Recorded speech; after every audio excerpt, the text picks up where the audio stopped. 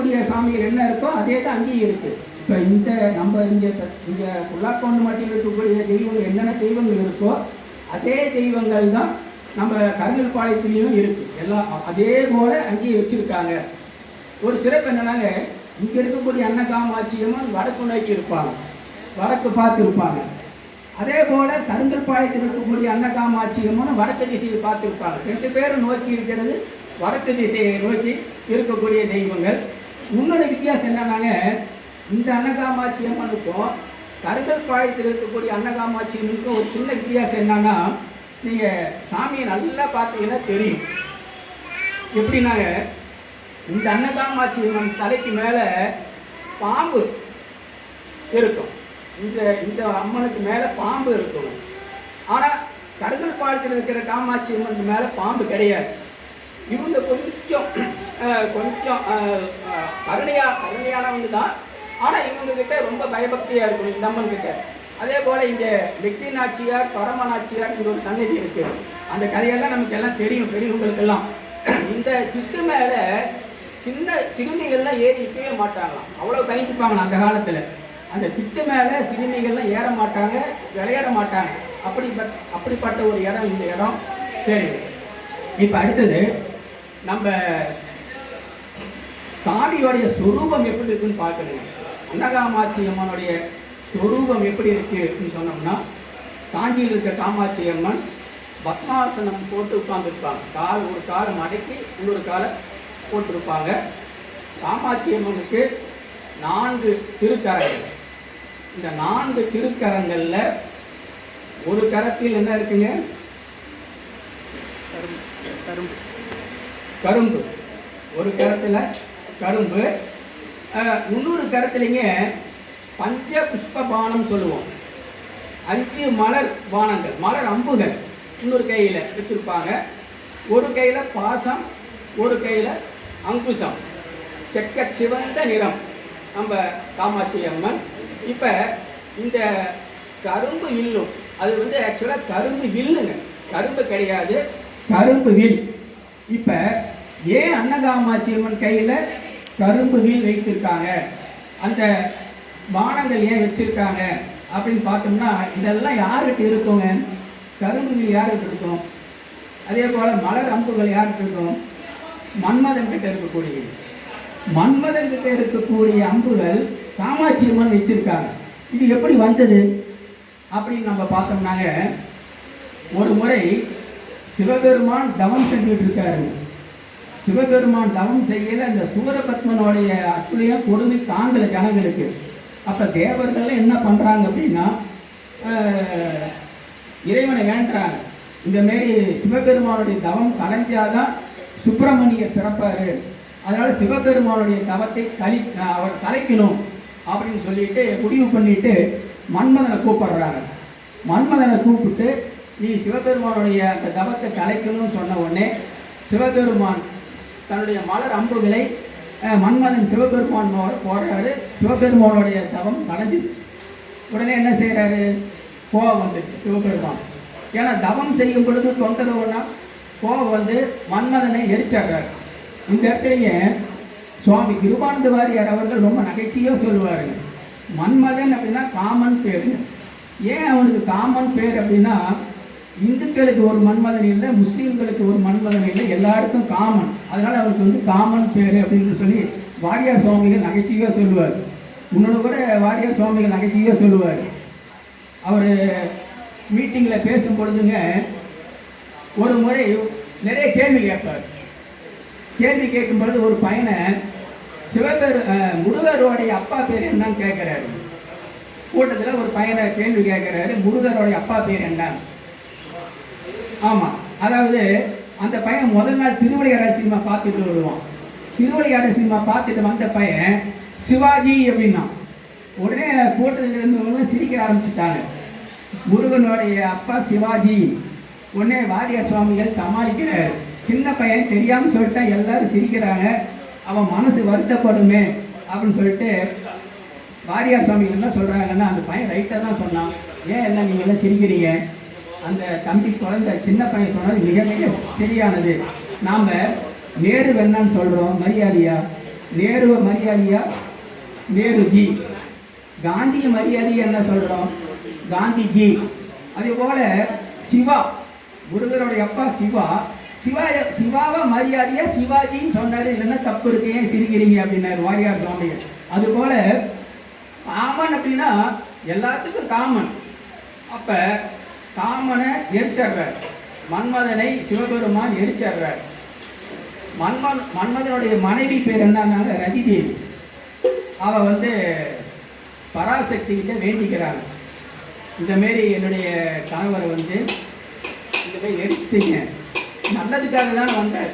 சிவபெருமானுடைய தவத்தை கலைச்சாதான் சுப்பிரமணியர் பிறப்பார், சுப்பிரமணியர் பிறந்தாதான் சூரன் அழிக்க முடியும்.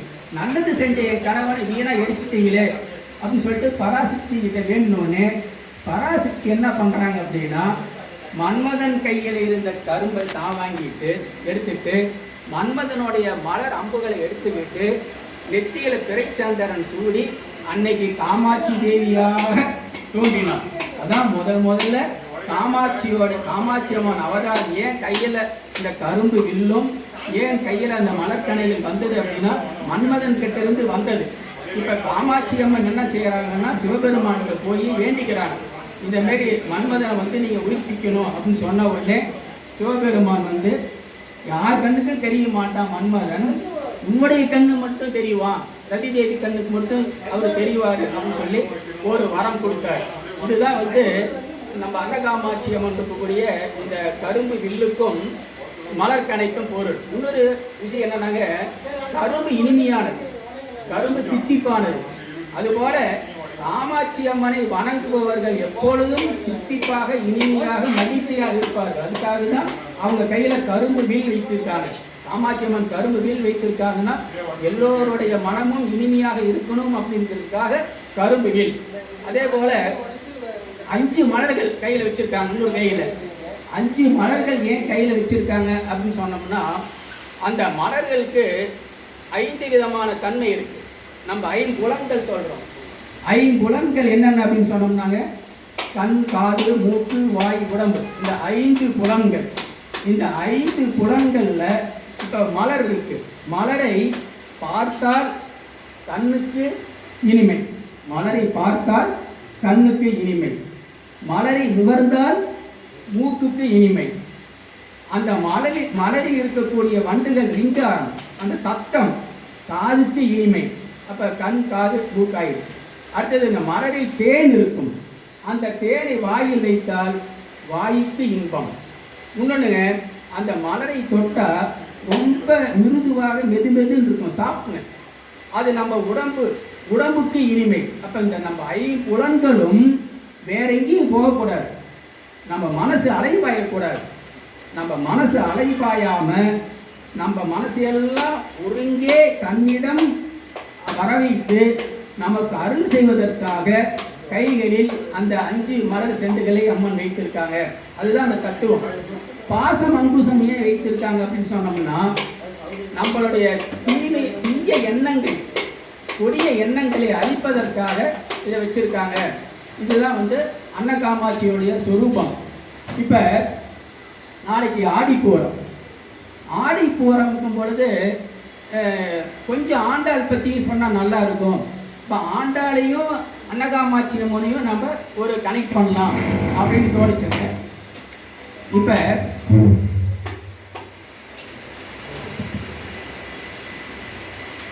நான் வந்துங்க காமாட்சி அம்மனுடைய அண்ணன் யார் அப்படின்னு பார்த்தோம்னாங்க பெருமாள்.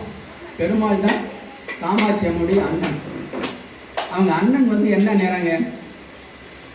பெருமாள் நீல நிறமாகவும் இருப்பார், கருமை நிறமாகவும் இருப்பார். அப்போ இதை வந்து ஆண்டாள் வந்துங்க தன்னுடைய பாட்டில் கிருஷ்ணன் என்ன நிறம் இருக்காரு அப்படிங்கிறத முதல் பாட்டிலேயே சொல்கிறாங்க. காமாட்சி அம்மனுடைய அண்ணன் என்ன நிறம், அந்த கருமை நிறம் அப்படிங்கிறது எப்படி இருக்காங்கிறது ஆண்டாள் முதல் பாடலில் என்ன சொல்கிறாங்க அப்படின்னு சொன்னாங்க. இந்த மார்கழி திங்கள் மதி நிறைந்த நன்னாளால் நீராட போதினீர் போதினிலோ நேரிழையீர் சீர்மழும் ஆய்வாடி செல்வ சிறுமீர்கள் ஊர்வே கொடுந்தொழிலன் நந்தகோபன் குமரன் ஏறார்ந்த கண்ணி யசோதை இளஞ்சிங்கம் கார்மேனி செங்கன் கதிர்மதியம் போல் முகத்தான் நாராயணனே நமக்கே பறை தருவான் வாரோர் போல படிந்தேரோர் எம்பாவாய் அப்படிங்கிறது முதல் பாசுரம். அந்த முதல் பாசுரத்திலேயே கிருஷ்ணர் யாருங்கிறத ஆண்டாள் சொல்றாங்க. முதல் பாசுரத்திலேயே கிருஷ்ணர் யார் அப்படின்னா நந்தகோபனுக்கு குமரன். நந்தகோபனுக்கு குமரன்னா அப்பா கிட்ட அவ்வளவு பயமா. கிருஷ்ணர் வந்துங்க அப்பா கிட்ட அவ்வளவு பயந்துப்பார். அம்மா கிட்ட ரொம்ப செல்லம், ரொம்ப குறும்பு பண்ணுவார். யசோதை இளஞ்சிங்கம். யசோதை கிட்ட எப்படி இருப்பாருன்னாங்க சிங்கம் மாதிரி இருப்பாராம் கிருஷ்ணர். அப்பா கிட்ட பரமசாது, அம்மா கிட்ட அது இளஞ்சிங்கம். இளஞ்சிங்கம்னா எப்படின்னாங்க இளஞ்சிங்கம் சும்மா இருக்காது, அங்க குதிக்கும் இங்க குதிக்கும் அங்க தாவும் ஏதோ சேட்டை பண்ணிக்கிட்டே இருக்கும். அப்படி கிருஷ்ணர் அப்பா கிட்ட சாதுவாகவும் அம்மா கிட்ட வந்து ரொம்ப சேட்டை பண்ணக்கூடிய இருக்கக்கூடிய கிருஷ்ணர் யசோதை இளஞ்சிங்கம். அவருடைய நிறம் எப்படி இருக்குன்னா கார்மேனி செங்கன் கதிர்மதியம் போல் முகத்தான். கார்மேனி கருமையான மேனி, எப்படின்னா மேகம் போன்ற மேனி. கார்மேனி செங்கண் சிவந்த கண்கள் கதிர்மதியம் போல் முகத்தான். கதிர்மதியம் அப்படின்னு சொன்னோம்னாங்க ஒரு கண்ணு சூரியன் மாதிரி, ஒரு கண்ணு சந்திரன் மாதிரி. இது எப்படிங்க பொருத்தமா இருக்குமா? இருந்தால் ரெண்டு கண்ணும் சூரியன்மே இருக்கணும், இல்லை ரெண்டு கண்ணும் சந்திரன்மே இருக்கும். ஒரு கண்ணு சூரியன் மாதிரி, ஒரு கண்ணு சந்திரன் மாதிரி. ஏன் அப்படின்னா பகைவர்களுக்கு வெப்பம் கொடுக்கக்கூடிய கதிரவன் ஒரு கண்ணு சூரியன் மாதிரி. நல்லவர்களுக்கு அடியவர்களுக்கு